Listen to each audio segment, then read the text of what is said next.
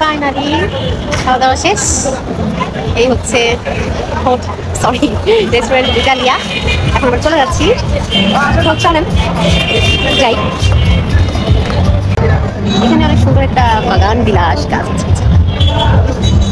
সুন্দর বাগান বিলাস এই সাইডে। এই তো বাগান বিলাস, বাগান বিলাস। আমি ভিতরটা একটু আপনাদেরকে দেখাই, ভিতরটা কেমন। ক্লোজ হয়ে গেছে তো। আপনাদের এখান থেকে কি গাছ নেওয়া যায়? তো বাইরে চলে আসছি আবার।